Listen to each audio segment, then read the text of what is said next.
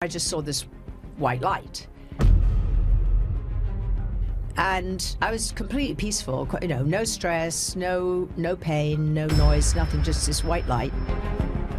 An iconic beauty and actress of the 1960s, Jane Seymour's story is more than just one of fame and talent. It's a tale marked by tragedy and disbelief. After contracting a severe case of bronchitis during filming, a mistake with an antibiotic injection nearly claimed her life. But what happened next has shocked those who heard it. Did she truly see the blinding white light, or was it just a fleeting illusion at the edge of death?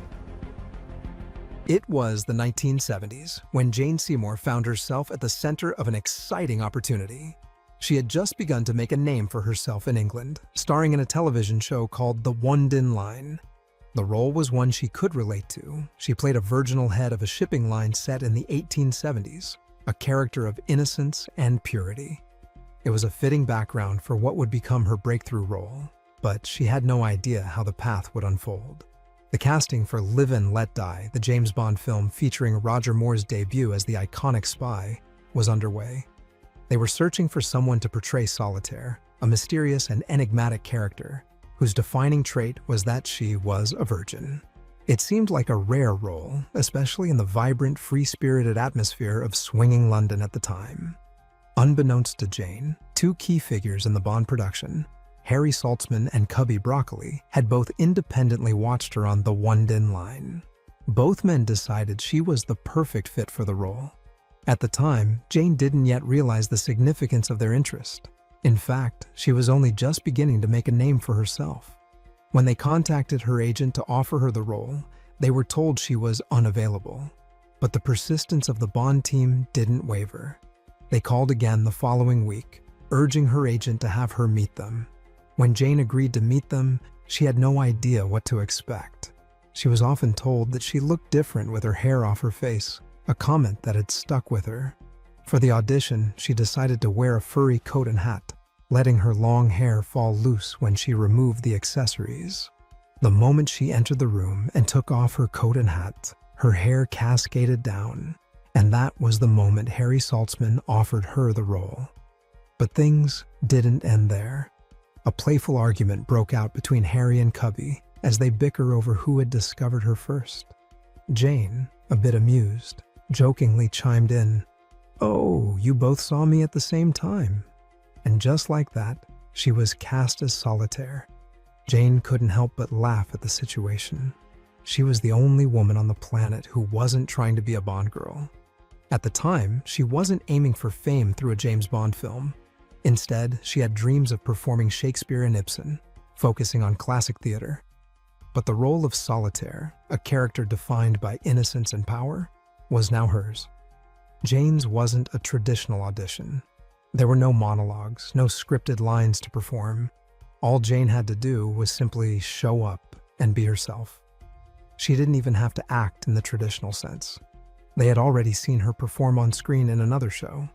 This serendipitous moment marked the start of Jane Seymour's rise to fame, as she transitioned from a relatively unknown television actress to a Bond girl in one of the most iconic franchises of all time. However, every rise, every ascent is fraught with obstacles, and a single misstep can bring you crashing down. It's like lying on a bed of roses, beautiful and inviting at first glance. But hidden beneath the petals are thorns, sharp and unforgiving. They're not visible to the naked eye, but once your skin brushes against them, the pain is inevitable, and the bleeding begins. Just like that, an unforgiving moment lay in wait for Jane, slithering relentlessly, like a snake cloaked in its magnificent glory, yet exuding a hiss laden with venom. It was a sound that could shake the very core of the spirit. It was a shoot day in Madrid, Spain, when Jane fell ill with bronchitis. First aid was promptly administered, and an antibiotic was prepared to treat her condition. But then, a mistake. A critical one. One that would push her toward death's door. The antibiotic, meant to be injected into her muscle, was mistakenly delivered into her vein. The error triggered a severe anaphylactic shock. It was a moment where her dreams seemed to collapse. The the weight of optimism slipping away from her soul. Every effort, every ounce of hard work, suddenly felt futile. What was the purpose of everything that had led her to this point? What was the point of seizing every opportunity, of living with such fervor, when the end loomed so close? If life had granted her only these years, mere 2 decades, what would she carry from it? What would death reveal? Was there an afterlife waiting to embrace her? Or was it a void, silent and still? Would she see the faces of those she had loved, those etched in her consciousness, subconsciousness, even her dreams? Would she meet God? Was this the end, or the beginning of something else? She didn't know. She only felt the light calling her closer. The day had begun like any other. Jane Seymour, poised and graceful, sat in the soft Madrid sunlight. Her focus split between the weight of her role as Maria Callas and the nagging discomfort in her chest. She had arrived in Spain to bring to life one of history's most iconic figures, the legendary opera singer. But this was no ordinary day. She had begun to feel the creeping ache of something far worse than the usual exhaustion. It had started as a mild cough, the kind anyone would brush off as nothing more than a fleeting illness. But over the days, the symptoms had worsened. A constant ache settled in her chest, deep and unyielding. Her energy drained faster than she could replenish it, until, on that fateful Saturday morning, it became undeniable. She had to call for help. "I'm really not feeling well," she had said on the phone to the production team. "I think I need to see a doctor." The doctor arrived promptly, his eyes briefly scanning her with concern before making his recommendation: "She needs 2 weeks' rest." But there was no time for rest. The production could not afford to lose her. The doctor's advice was disregarded. She would need to be ready by Monday, no matter the cost. A decision was made. To keep her going, an injection of a strong antibiotic would be administered. It was supposed to provide the relief she so desperately needed. But no one could have foreseen how dangerously wrong it would go. The nurse entered, a figure of efficiency, holding the syringe that would bring her back to health.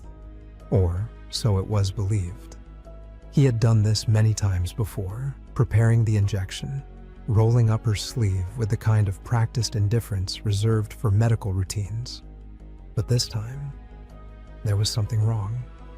Jane, already feeling the faint stirrings of unease in her gut, could not shake the feeling that something wasn't quite right. The needle pricked her skin, and for a moment, she thought little of it. It was the usual dull sting, the kind that had always been a part of any treatment. But then, something shifted.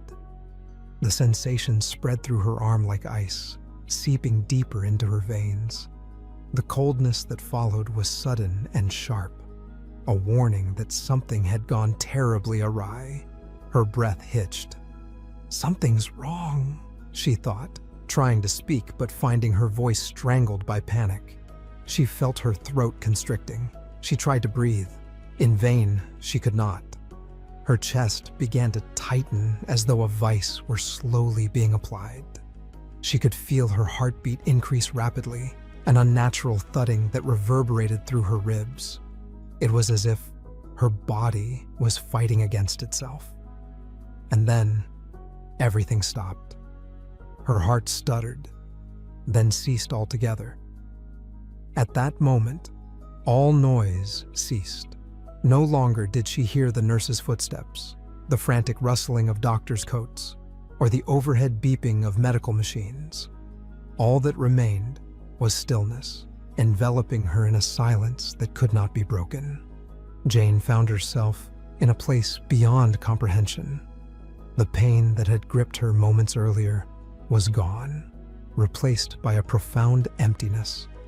It wasn't the absence of life. It was the presence of something much greater. A calm washed over her, soothing every edge of tension that had gripped her body. It was peace, but not the fleeting kind. This was something far deeper, more profound than anything she had ever known. She could see it now, the light. It wasn't harsh, it wasn't blinding. It was soft, inviting, soothing. The white light, she would later call it, a glow so intense in its purity that she could feel it vibrating in her bones. It was more than light. It was life. It was understanding. It was the universe itself, wrapped in warmth. And then she was floating. There was no more weight, no more burden. She hovered above her own body, watching, detached but aware. Below her, the room was alive with chaos. The nurses, the doctors, they moved with frantic precision, each gesture an attempt to revive the life that had so suddenly fled. But there, above it all, Jane felt no fear. She didn't feel distressed. It was as though she had stepped outside of time, outside of the frantic reach of the people trying to save her. She was untouched by their panic, untouched by the urgency in their voices. Her gaze dropped to her own body, and in that stillness, in the void, the truth became clear. She was not there anymore. And yet, even in that serene detachment, Jane was not entirely free. A single thought pierced the calm. My children. The vision of them, those two faces she loved so dearly, rose before her, so vivid, so tangible, as though they were standing right before her. She saw them as clearly as if they were there beside her. At that moment, her purpose became more clear than ever. Her thoughts were not of fear. They were not even regretful, but they were in love. Please let me go back. I want to raise my children, the words echoed, not spoken aloud, but carried on the current of her thoughts, as though the universe itself were listening. She didn't know who or what she was pleading to. Perhaps to God, perhaps to fate. But the need to return was absolute. It was not the need to survive, it was the need to fulfill her role as a mother. The light pulsed, but there was no answer. The return was not a gentle one. It was violent, a harsh collision between realms. Pain exploded in her chest as her heart sputtered back into rhythm. Every nerve in her body screamed in protest as she was dragged back into her physical form. The agony of revival, far worse than any pain she had known before. Her body, still recovering from the shock, fought to draw breath. Each inhale was a struggle, each exhale a labor. The weight of it was suffocating. The darkness began to recede, but the sharp sting of reality cut deeper than she could have ever imagined. The sounds of the room returned, but they were distorted, filtered through the fog of her pain. She could hear the voices of the medical team as they worked feverishly to stabilize her. Their words were fragmented, caught in the noise of her own frantic heartbeat. "We're losing her." But then came the sharp, frantic voices, more orders, more effort. "We've got her back." And there, amidst it all, the moment of realization came crashing down. She had returned, but she was not the same. For days, Jane hovered on the edge of life and death. Her body, battered by the traumatic event, felt alien to her. The pain was endless, gnawing at her from the inside. Each breath, every movement felt like an intrusion on the fragile existence she now clung to. Her memories of the light, of the calm, were more vivid than ever. They weren't just fragments of a fantasy. They were real, tangible, permanent. "I've made mistakes," she would later say, "but I've grown from all of them. Life is precious." In that light, she had seen something beyond herself, a truth that transcended her own understanding.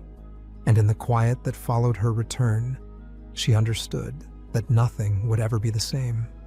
The woman who walked out of that hospital was no longer the same woman who had walked in. Jane's experience had changed her, not just in body, but in spirit. The weight of her brush with death lingered, but it did not anchor her down. Instead, it set her free. Is death truly a route to liberation?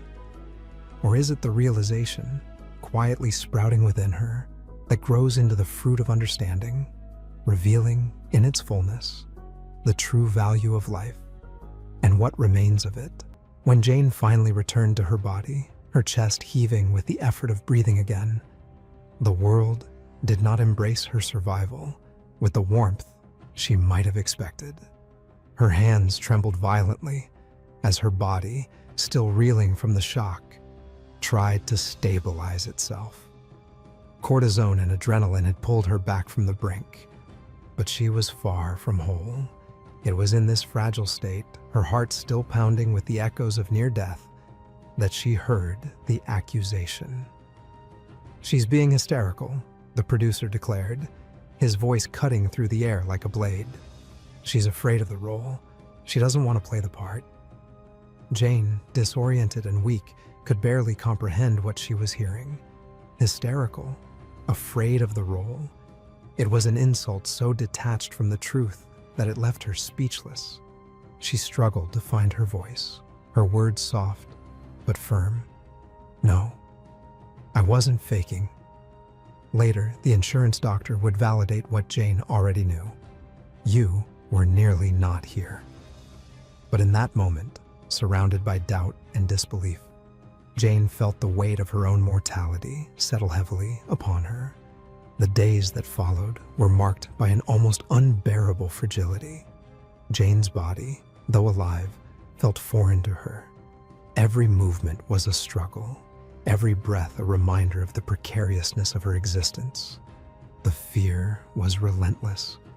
Each time she closed her eyes, the memory of the light returned, not as a comfort, but as a lingering question. Would it come for her again? She had never been one to fear sleep, but now the idea of letting go, even for a moment, filled her with dread. What if she didn't wake up? What if her body, already so battered, gave in once more? The terror was raw and unrelenting, a shadow that loomed over her recovery.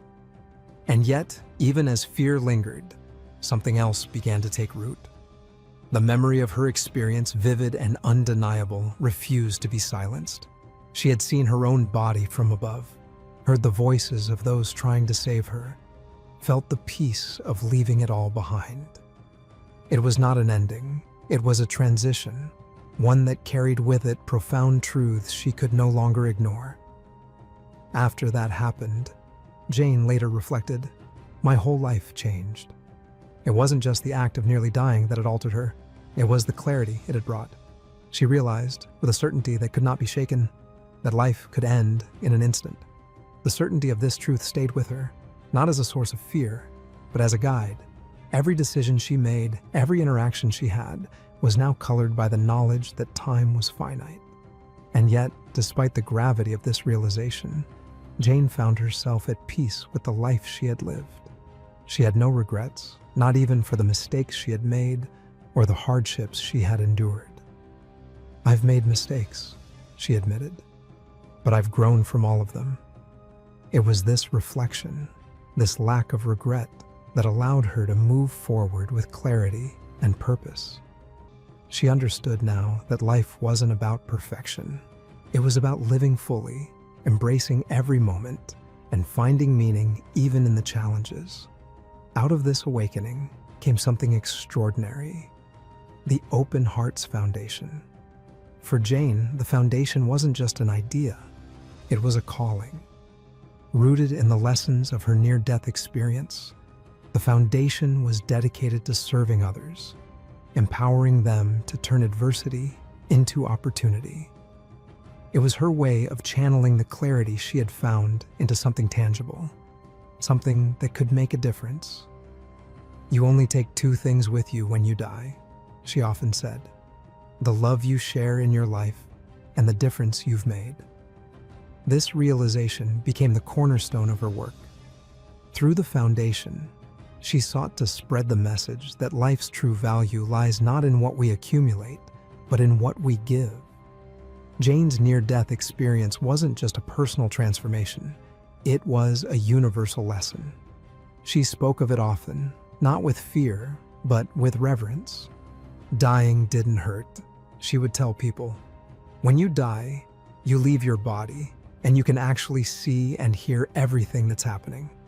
It's not the end, it's a transition. For her, this transition wasn't something to fear. It was a reminder of the fragility and beauty of life, a call to live with intention and love. Anaphylaxis, she learned, could kill within minutes. A single mistake, a food allergy, a miscalculated injection, could be enough to bring life to an abrupt end. But rather than letting this knowledge paralyze her, Jane used it to fuel her determination. She refused to live in fear of death. Instead, she embraced life, finding meaning in every breath, every connection, every moment. The woman who emerged from this experience was not the same one who had entered it. Jane's brush with death had stripped away the distractions of daily life, leaving only what truly mattered: love, connection, purpose. These were the things that gave life meaning, the things she carried with her long after the ordeal. She no longer worried about the small inconveniences of life. Instead, she focused on the present, finding joy in the simplest of moments. Her laughter became fuller, her relationships deeper, her work more meaningful. Her story, though deeply personal, resonated with so many. It was a reminder that even in the face of mortality, there is hope. Even in our darkest moments, there is light. As Jane reflected on all she had learned, a single question lingered in her mind. Is it death that teaches us the value of life? Or is it the love we share while living that prepares us for the inevitability of death? It was a question she didn't need to answer. The truth, she knew, lay in how she chose to live each day, with love, with purpose, and with the knowledge that even in its fragility, life was the greatest gift she had ever been given. But is it actually a universal truth, or her interpretation of truth? Jane Seymour emerged from her near-death experience not as the same woman, but as someone profoundly aware of life's fragile beauty. Her survival was not just a testament to medical intervention, but a poignant reminder of her resilience and purpose. However, as she regained her strength, challenges awaited her, not only in the form of skepticism, but also in the demands of the life she had fought so hard to reclaim. The producer, unmoved by the severity of her ordeal, dismissed her suffering with cold indifference, reducing it to a performance of imagined frailty. His words, sharp and dismissive, cut deeper than the physical trauma she had endured, belittling her near-death experience as a fabrication. The accusation was more than an insult. It was a turning point. Her body, still weak and trembling from the brink of collapse, bore the weight of her fight to return to life. Her mind replayed the haunting moment when she clung to existence for the sake of her children. Yet, amidst the echoes of pain and disbelief, she stood firm, asserting the undeniable truth of her survival against the tide of doubt. But how do you respond to such accusations when the memory of almost leaving this world is still seared into your consciousness? How do you reconcile the sanctity of your experience with the dismissiveness of others? As days turned into weeks, Jane began to embrace the lesson that this experience had etched into her soul. Life is fleeting, and its value lies in the love we share and the impact we leave behind. This awakening didn't just transform her personally, it reinvigorated her career in ways she hadn't anticipated. In the years following, Jane gravitated toward roles that challenged her and mirrored her new outlook on life. Her portrayal in Ruby's Choice of a matriarch struggling with early-onset dementia is one such example. It was a role steeped in vulnerability and strength, requiring her to explore the emotional depths of memory loss and familial bonds. Critics and audiences alike noted the authenticity she brought to the character, an authenticity born of her renewed understanding of life's impermanence and its precious moments. How does one approach a character when the shadow of their mortality lingers just behind them? For Jane, it wasn't merely acting. It was a celebration of resilience and human connection. Jane's choices post-recovery reflected a profound shift. Gone were the days of seeking roles solely for their glamour or fame. Instead, she sought narratives that resonated with her deeply.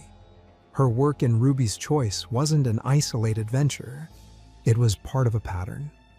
Her performances began to echo the fragility and strength of the human spirit, connecting audiences not just to her characters, but to the universal truths they represented. She didn't just act. She embodied a belief that every moment holds significance. But the clarity Jane now carried also came with weight. How do you carry the knowledge that life can vanish in an instant without letting it overshadow the present? For Jane, the answer lay in balance. She channeled her experiences into advocacy, founding the Open Hearts Foundation. Through this, she empowered others to turn adversity into opportunity, a mission directly inspired by her brush with death. After that happened, she later reflected, my whole life changed. I realized that dying didn't hurt. You leave your body, and you can actually see and hear everything that's happening. Then, I realized you only take two things with you when you die: the love you share in your life and the difference you've made. It was more than a statement. It was a mantra, shaping not just her roles, but her interactions, her interviews, and her advocacy. The professional growth Jane experienced after her near-death experience wasn't just about career milestones. It was about evolution.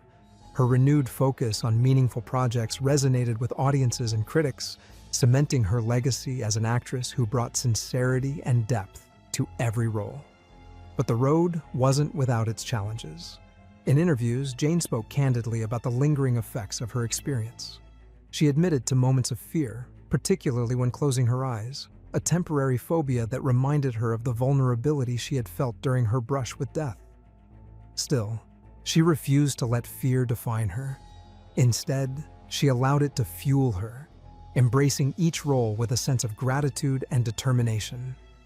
Every script she accepted became a testament to her resilience, a nod to the life she almost lost, and the purpose she had rediscovered. One of the most significant changes brought about by Jane's near-death experience was her perspective on legacy. The realization that love and impact were all one could carry beyond this life shaped not just her career, but her entire worldview. How do you measure a life well lived? Is it in accolades and fame, or in the quieter, more personal moments of kindness and connection? For Jane, the answer was clear. Her work with the Open Hearts Foundation became an extension of her philosophy, a way to leave a tangible legacy of compassion and resilience. It's about serving others, she said, about empowering people to see their challenges as opportunities. This philosophy wasn't just reflected in her advocacy, but also in the way she approached her craft. Whether portraying the complexities of dementia in Ruby's Choice, or stepping into roles that explored the nuances of human relationships, Jane's performances carried a depth that could only come from someone who had truly confronted the fragility of life. Jane's journey didn't end with her recovery. It began anew. Her life became a series of intentional choices, each one shaped by the awareness that time is finite. She didn't shy away from the challenges that came her way, nor did she let them define her. Instead, she used them as stepping stones, each one bringing her closer to a life of meaning and fulfillment. As she moved forward, Jane continued to embody the lessons she had learned. Her work, her advocacy, her family, they all became reflections of her journey. And through it all, one question lingered. How can we live fully knowing that our time is limited? Jane didn't just ask the question, she lived the answer. In every performance, in every foundation initiative, in every moment shared with her children, she carried the wisdom she had gained. It wasn't just about surviving, it was about thriving, about transforming a near tragedy into a life filled with purpose and love. Is it possible to turn the darkest moments of our lives into the brightest beacons of hope? For years, Jane Seymour remained reticent about her time on Dr. Quinn, Medicine Woman, a series that became a defining chapter in her career. But as time passed, she began to open up, sharing not just the joys, but also the lessons she had carried with her from the experience. The role of Dr. Michaela Quinn, a trailblazing woman in the untamed American West, held a special place in Jane's heart. It was a character that mirrored many of her own values: strength, perseverance, and a profound empathy for others.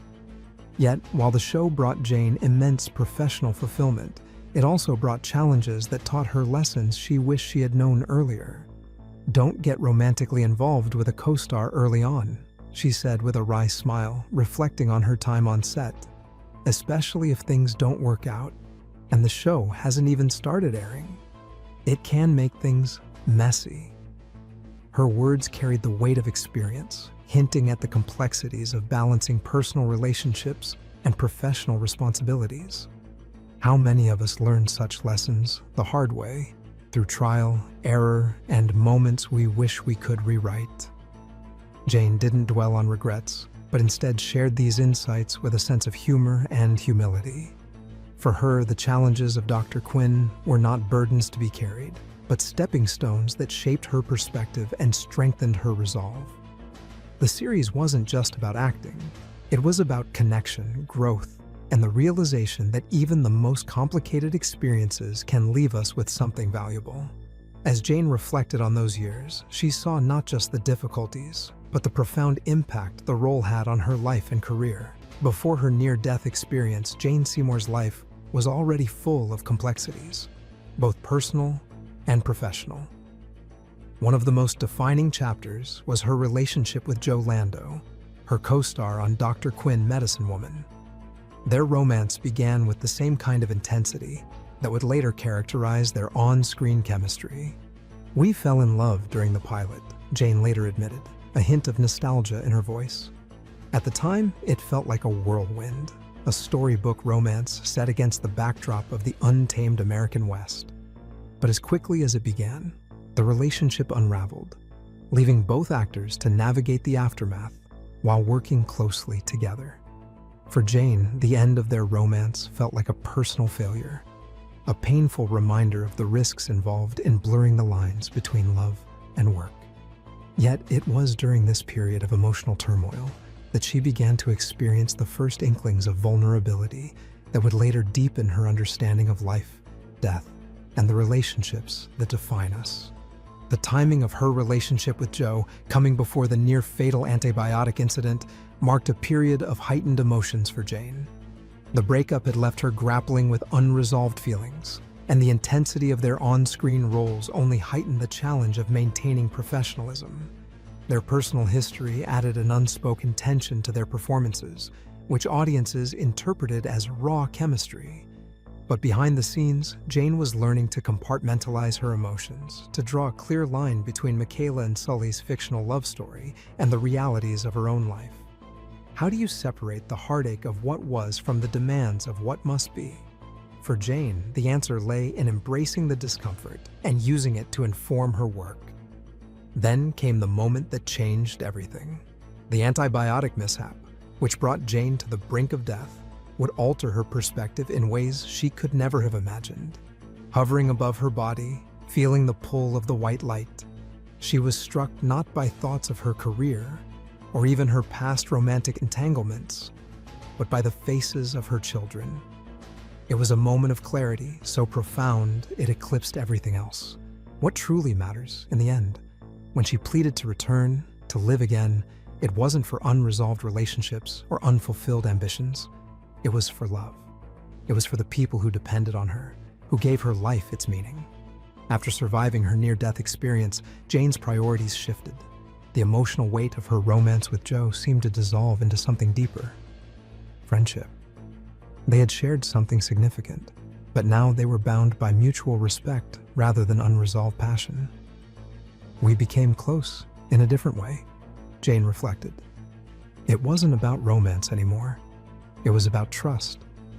This trust extended to their on-screen partnership, where their shared history gave Michaela and Sully's relationship an authenticity that captivated viewers. But off-screen, Jane's near-death experience had changed the way she approached all her relationships, including her bond with Joe. Having glimpsed the fragility of life, Jane no longer saw relationships in terms of regret or missed opportunities. Instead, she focused on the connections that endured, the love that remained. Jane's near-death experience was a catalyst for personal growth, forcing her to confront questions that many avoid. What is left when everything else fades? What do we carry with us beyond this life? For Jane, the answers came in moments of startling clarity. "You only take two things with you when you die," she later said. "The love you share and the difference you've made." Her relationship with Joe, while no longer romantic, became part of this understanding. It was a connection that had evolved, shaped by time, respect, and the shared experience of working on a show that touched millions. Life for Jane Seymour has never been simple. From her early years in the spotlight to the trials and tribulations of her personal life, the actress has weathered storms that have both challenged and shaped her. As she looks back on her 4 marriages, Jane is candid about the difficulties she faced, particularly when it comes to the infidelities that have marred some of her most significant relationships. But it is in the midst of these challenges that Jane found her greatest opportunities for emotional growth, reflection, and ultimately, personal transformation. Jane's journey through love and marriage is one that speaks to the complexities of human connection. Her 4 marriages, each unique, have taught her hard lessons about trust, commitment, and the fragile nature of relationships. As she has often reflected, "I really don't have any regrets." A statement that, while optimistic, is rooted in the wisdom born from years of introspection. "I've probably made millions of mistakes," she admits, "but I think I've grown from all the experiences I've had." For Jane, the notion of regret holds little weight. She has learned to view her past not as a series of failures, but as a rich collection of lessons. Still, the wounds of betrayal and heartache, while now healed, are not ones she can easily forget. She reflects on her past marriages, particularly the ones plagued by infidelity, with a sense of both sorrow and understanding. These experiences, though painful, were crucial in shaping her perspective on love and commitment. The most tumultuous of her relationships involved painful betrayals. Infidelity is a universal wound, one that cuts deep regardless of fame or fortune. The betrayal of trust is a scar that Jane wore publicly and privately. But much like her approach to life, she refused to let these wounds define her. She used the pain to learn, to grow, and to recalibrate her understanding of what love and commitment truly mean. What happens when the one person you trust most betrays you? For Jane, it was a harsh but transformative experience. It became a moment of reckoning, a forced introspection that allowed her to understand both the complexities of human relationships and the limits of her own emotional resilience. As Jane navigated the rocky terrain of infidelity and heartbreak, she began to uncover the deeper lessons that each of her relationships had to offer. She came to understand that her role in her marriages wasn't simply to be a partner. It was also to be a fully realized individual, capable of both love and self-respect. Her first few marriages were marked by youthful idealism, a belief that love could conquer all. But over time, she realized that love alone is not enough to sustain a relationship. Trust, mutual respect, and understanding were just as vital. And when those elements faltered, as they often did in her earlier marriages, she had to confront the harsh reality that sometimes love was not enough to prevent pain or betrayal. Her experiences with infidelity pushed her to reassess her approach to relationships and family. She began to view love not as something to be earned or constantly given, but as a balance, something that required the cultivation of respect, emotional intelligence, and personal boundaries. These lessons were especially important as she became a mother, a role that shifted her entire perspective on life. Through her trials, Jane learned that her identity was not defined by her relationships, but by her ability to grow from them. "Compared with a lot of people, I've had an absolutely magical life," she said. This wasn't a denial of her struggles, but a celebration of the resilience that emerged from them. Jane came to understand that her value as a person wasn't tied to the successes or failures of her marriages. It was tied to her ability to learn, adapt, and continue to love despite the heartbreak. The intertwining of Jane's personal life and professional career had always been a delicate balancing act. As her career flourished, so too did her sense of self. But the public nature of her personal life, often made more complicated by her marriages and infidelities, created a layer of complexity that she struggled to manage. Early on, Jane had difficulty separating her work from her personal life. Her intense emotional connections, especially in her relationships, often influenced her professional decisions.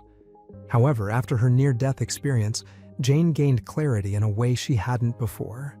She learned the importance of emotional boundaries, of separating the roles she played on screen from the person she was off-screen. "I had to separate the work from the woman," she reflected. This emotional clarity, gained through personal loss, betrayal, and transformation, allowed Jane to approach both her career and her relationships with a newfound sense of integrity. She no longer relied on external validation or the validation of others through her romantic relationships. Instead, she found strength within herself.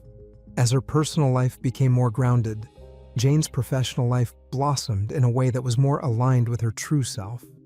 The roles she chose after her near-death experience were deeply connected to her own journey, roles that emphasized resilience, strength, and vulnerability. Jane's choices in love and work were no longer mutually dependent.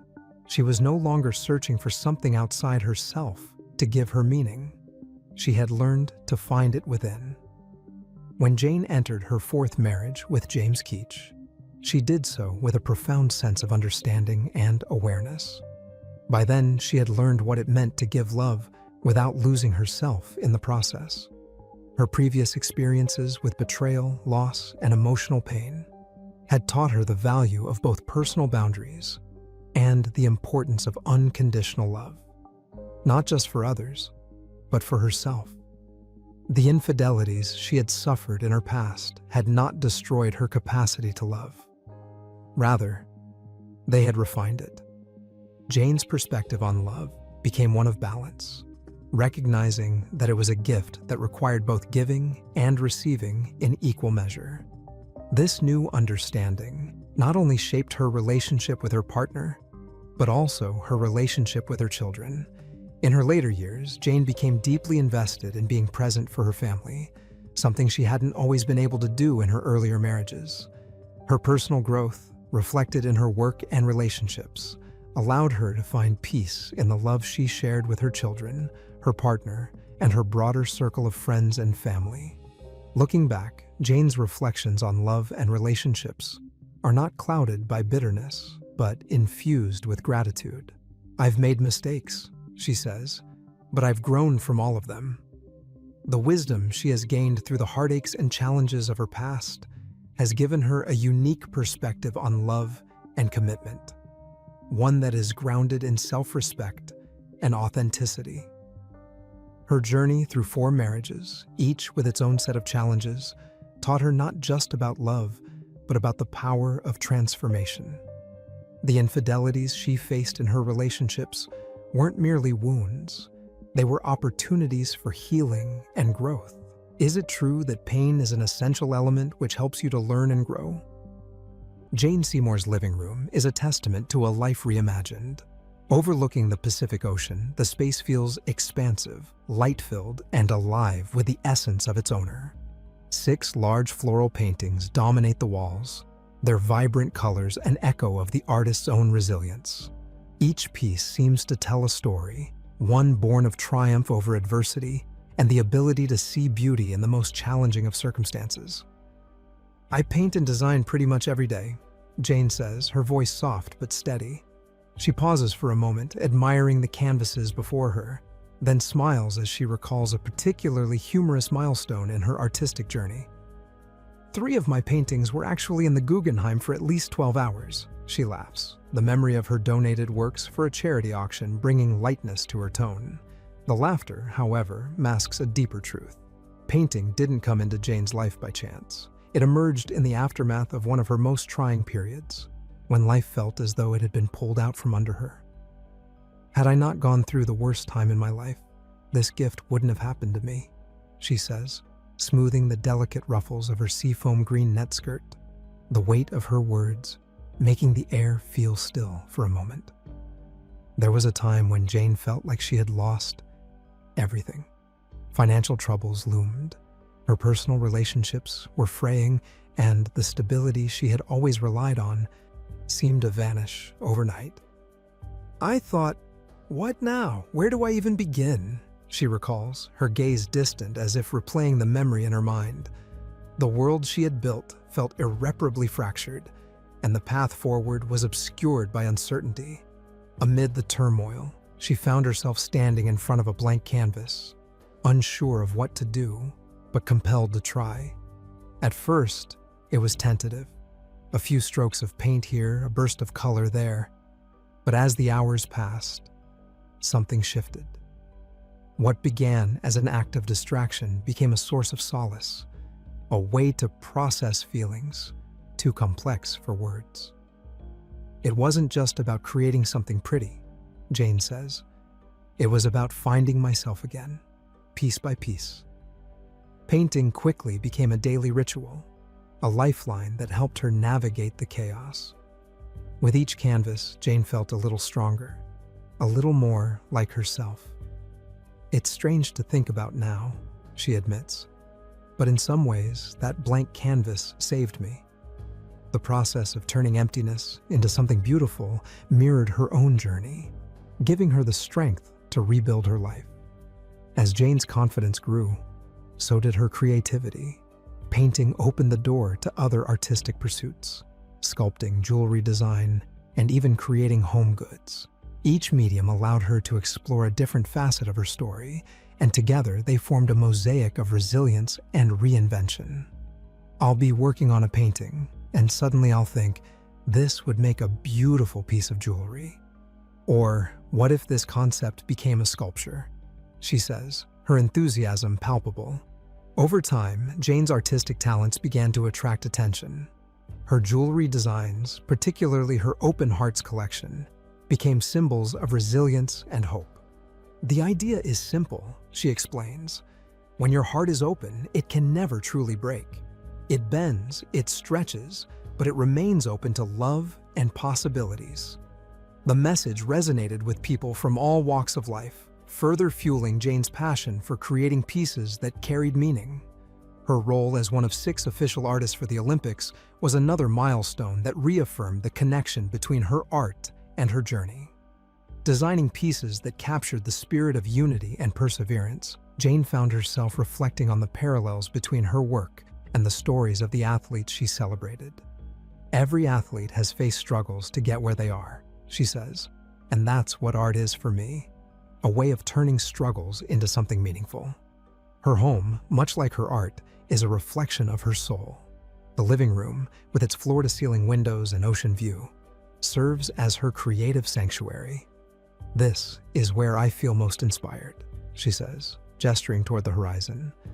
There's something about the ocean, the way it's always moving, always changing, that reminds me of life itself. The floral paintings adorning her walls hold a particular significance. For Jane, flowers are more than just subjects. They are symbols of resilience and transformation. They're fragile, yes, but they bloom even in the harshest conditions, she reflects. That's the beauty of them. They don't just survive, they thrive. Her artistic endeavors extend beyond the walls of her home. Jane frequently donates her work to charity, using her talent to give back to the community. It feels like a way to close the circle, she says. Art gave me so much when I needed it most, and now I can use it to help others. Even as her life has stabilized, art remains a central part of Jane's identity. It's not just a hobby or a career, it's a way of life, a lens through which she views the world. When I paint, I feel connected to something bigger than myself, she says. It's like I'm tapping into a part of me that's always been there, waiting to be discovered. Looking back, Jane marvels at how much she has gained from what she once considered her darkest moments. I wouldn't have chosen the struggles I went through, she admits, but I wouldn't trade what I've learned from them either. For her, the most meaningful lesson has been the power of creation, the ability to take something broken and turn it into something beautiful. But what does it mean to create something that outlasts you? Jane's answer is simple, yet profound. It's not about fame or recognition, she says. It's about connection. If my work can make someone feel something, if it can inspire them to keep going, then I've done what I set out to do. In every painting, in every piece of jewelry, in every corner of her home, Jane Seymour's story lives on. A story of reinvention and the enduring power of art to heal and transform. The fragility of life has a way of reshaping even the most deeply held perspectives. For Jane Seymour, the near-death experience that brought her face to face with her own mortality became a defining moment, one that influenced every aspect of her life and work. It wasn't just about survival, it was about transformation. Jane has often reflected on how that singular moment allowed her to see life with a clarity she had never known. This newfound awareness brought depth and resonance to everything she touched, from her acting roles to her relationships, and even the words she chose to share with the world. As an actress, Jane's empathy had always been a hallmark of her performances, but after her brush with death, it became something far deeper. "When you've stood at the edge and looked back," she once said, "you realize just how precious every moment is. It changes the way you see everything, even the characters you play." Her near-death experience allowed her to tap into a well of emotion that had always been there, but had not yet been fully realized. In roles that required her to portray grief, loss, or transformation, Jane found herself drawing from her own life in ways that felt more authentic and immediate. "You can't fake that kind of connection," she explained. "When you know how it feels to almost lose everything, you bring that to the screen in a way that's honest and raw." Her performance in Ruby's Choice, where she portrayed a matriarch grappling with early-onset dementia, is a testament to this heightened sensitivity. Critics and audiences alike noted the nuance she brought to the role, a portrayal filled with compassion and understanding. Jane wasn't just acting. She was channeling the truths she had learned about life's fragility and the resilience required to navigate its challenges. But it wasn't only through her acting that Jane sought to share the lessons of her experience. Writing, which had always been a quiet passion of hers, became a way to explore and articulate the themes that now defined her life. One of her most personal works, Among Angels, is deeply influenced by the perspective she gained from her near-death experience. In the book, Jane reflects on the presence of angels in our lives, not just in the spiritual sense, but also in the form of people who appear when we need them most. "I believe that angels come to us in many ways," she writes. "Sometimes they're people who step in when you least expect it, offering guidance or comfort. Other times, they're moments of grace that remind you you're not alone." For Jane, writing Among Angels was as much about healing as it was about storytelling. It allowed her to process the profound emotions stirred by her near-death experience and to share those insights with others. The book resonated deeply with readers, many of whom saw their own experiences reflected in its pages. "What I wanted more than anything," Jane said, "was for people to feel seen, to know that their struggles and their joys matter.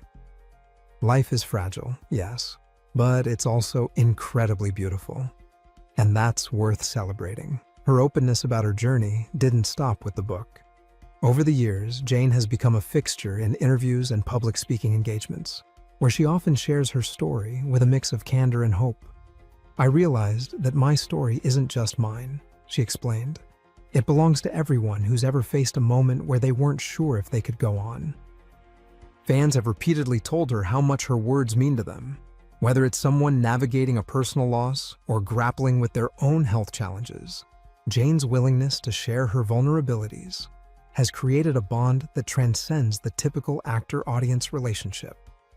"I've had people come up to me after events and say, 'Thank you for sharing your story. It gave me the strength to keep going,'" she said. "That's the real gift of all of this, the chance to connect with people in a way that's meaningful and real." Jane's commitment to sharing her experience isn't limited to storytelling. Her understanding of life's fragility has also fueled her passion for health and wellness advocacy. A staunch believer in the importance of living well, she has become an active participant in campaigns and events that promote healthy lifestyles and raise awareness about critical health issues. After what I went through, Jane explained, I realized that taking care of yourself isn't just about prolonging life, it's about making the most of the time you have. Her advocacy work has ranged from promoting preventive care to supporting research for life-threatening conditions.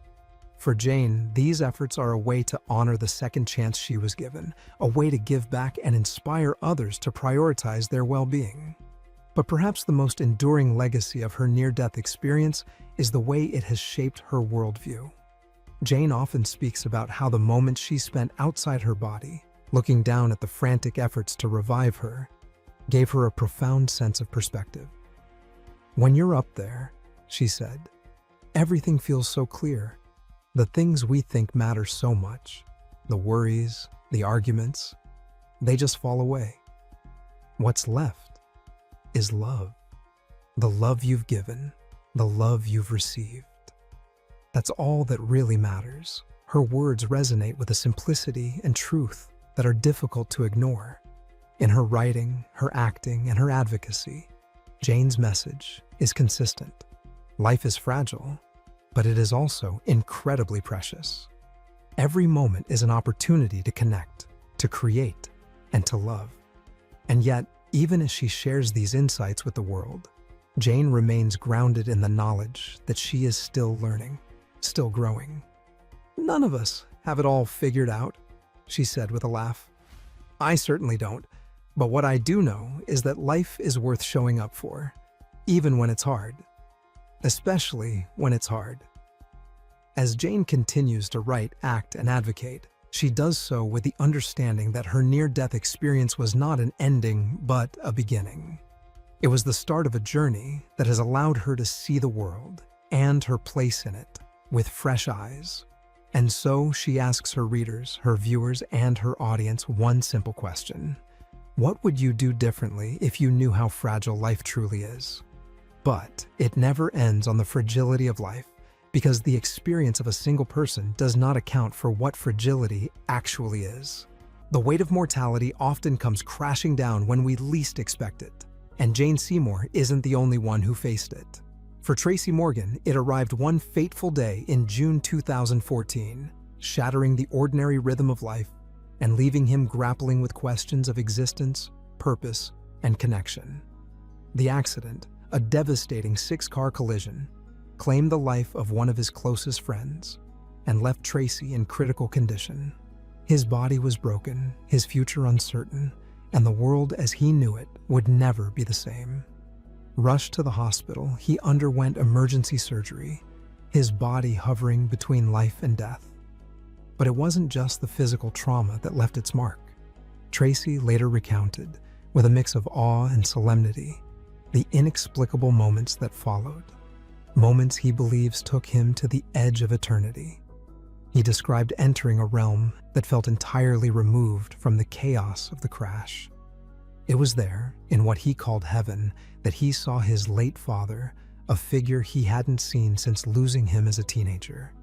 Strong, whole, and surrounded by a sense of peace. His father's presence seemed to carry a message Tracy couldn't yet fully understand. What does it mean to stand at the threshold of life and death, to see a face you thought was lost forever? Tracy wasn't sure, but he knew the experience had changed him. When he finally woke, back in the world he had almost left behind, everything felt different. His perspective on life had shifted, the pieces of his existence rearranged in ways he could not explain. Slowly, as his body healed, so too did his understanding of what it meant to live. Something's different, he said later. The way I am with people, something's just different. Tracy found himself unable to pass a stranger without sharing words of kindness. I love you, he would say, not out of obligation or habit, but because it felt like the only thing that mattered. It no longer mattered whether he knew the person or not. For Tracy, love had become a universal truth, something to be shared without restraint or fear. How often do we walk past others, blind to their existence, deaf to their stories? Tracy's experience taught him that connection, true unfiltered connection, was the essence of what it meant to be alive. His recovery was long and grueling, his body struggling to regain its strength. Yet it was the clarity of his near-death experience that carried him through, infusing even the hardest days with a sense of purpose. Tracy Morgan, the man who returned to the stage and the spotlight, was not the same person who had left it. He was softer now, more open, more willing to embrace the fragility of life and the beauty that came with it. The image of his father, standing at the edge of eternity, stayed with him, a constant reminder of the love that endures beyond life itself. But what do we take with us when our time comes? Is it the wealth we amass, the accolades we earn, or the love we share with the world around us? Another touching the heaven experience was by William Peterson. The moment between life and death is often described as a boundary, an uncharted space where time and reality blur. For William Peterson, that boundary appeared on an escalator, rising toward a radiant tunnel of light. It was the 1980s, and Peterson, then a stage actor, found himself teetering on the edge of mortality after a freak accident nearly severed his finger during a performance. It was one of those moments you never see coming, he later recalled. 1 minute you're in the middle of a scene, and the next you're holding your hand, wondering if it's all about to end. The rush to the hospital was frantic, the pain almost unbearable. As Peterson faded in and out of consciousness, the sound of panicked voices surrounded him. "Keep him awake," one of the paramedics shouted. Peterson tried, but the blood loss was too great. By the time he arrived at the hospital, his body had reached its limit. He swore later that even as he slipped away, he could still hear the doctors' voices, faint but unmistakable. "We're losing his vital signs," one said, the words cutting through the haze. And then, Peterson recounted, his voice tinged with wonder, everything just shifted. Suddenly, he was no longer in the chaos of the operating room. He was on an escalator, gliding upward toward a brilliant tunnel of white light. The light wasn't harsh or blinding. It was warm and inviting, enveloping him in a sense of peace he could hardly describe. It was like the weight of everything, pain, fear, doubt, just vanished, he said. What happens at the top? Peterson would later wonder. Is it a place? A reunion? Something bigger than all of us? As he ascended, he felt an overwhelming sense of calm, as if every question he'd ever had was about to be answered. And then came the voice. "It's not time." The words were firm, but not unkind, delivered with an authority that left no room for argument. Peterson froze, the light ahead of him shimmering, but no longer pulling him forward. "It's not time," the voice repeated. "Who are you?" Peterson wanted to ask, but the question remained unspoken. Before he could process what was happening, the light began to recede, and he felt himself being pulled back. When Peterson woke, the glow of the tunnel was replaced by the harsh fluorescent lights of the hospital. The once distant voices of the medical team were now sharp and immediate. "He's stabilizing," someone said, relief evident in their tone. Peterson blinked, his vision blurry but clear enough to see the concerned faces of the doctors hovering over him. "What happened?" he croaked, his throat dry and voice weak. "You're lucky to be alive," one of the doctors replied, his expression equal parts stern and compassionate. "We thought we'd lost you for a moment."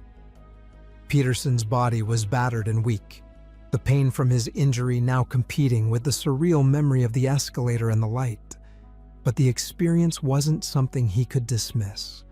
It wasn't just a dream, he later said. It was too vivid, too real.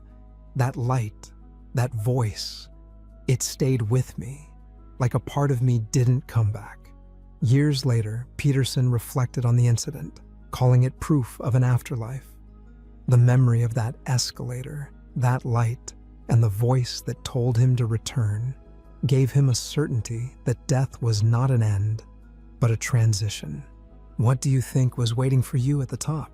someone once asked him during an interview. Peterson paused, his expression thoughtful. "I don't know," he admitted. But whatever it wasn't scary. It felt right. But what does it mean to be sent back, to be told that your time is not yet over? Is it a second chance, a mandate to live more fully, or simply a reminder of life's fragility? Peterson's story leaves us with one lingering question. What would you do differently if you were told it wasn't your time yet? Jane Seymour's life was forever changed after the harrowing near-death experience that left her hovering between life and death. What she encountered during those moments was not a dramatic vision or a specific figure, but something far more profound. It wasn't about meeting Jesus or any divine figure for Jane. The feeling that engulfed her, that moment of clarity, wasn't an image. It was an overwhelming sense of peace, love, and an understanding so pure that it transcended words. As Jane reflected later, there were no grand angels or voices telling her what to do. But instead, a silent truth settled in her soul. Life is fleeting, and its real value is found in love and purpose. The intensity of that realization cut through the chaos of her life, and she found herself standing at the edge, looking into the abyss, yet feeling a strange calmness instead of fear. This encounter, whether spiritual or psychological, became the lens through which Jane would begin to see the world anew. For a woman who had spent her life in the spotlight, performing, receiving accolades, and navigating the highs and lows of Hollywood, this near-death experience gave her clarity in a way nothing else ever had. It wasn't the fame or the success that mattered anymore. It was the people in her life, the love she had given, and the love she had received. Before the near-death experience, Jane had lived much like anyone else in the industry, always striving, always giving, always chasing after the next role, the next achievement. But that moment between life and death brought with it an undeniable shift in her priorities. The constant pursuit of success paled in comparison to the beauty of human connection. The need for external validation, for awards, for praise, all seemed less significant when faced with the undeniable reality that life could be taken away in an instant. As she emerged from her experience, Jane began to see her relationships differently. She understood, perhaps for the first time, just how fragile life truly was.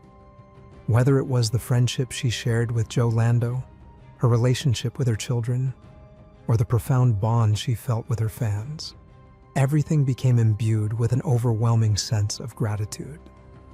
With Joe, there was a raw honesty in their connection that Jane had not fully appreciated before. Their relationship had always been complex. It began with undeniable chemistry, but over time it evolved into something deeper. They shared moments of vulnerability, laughter, and heartache, all while navigating the challenges of fame and personal lives intertwined. "We weren't perfect," Jane later admitted, "but we were real."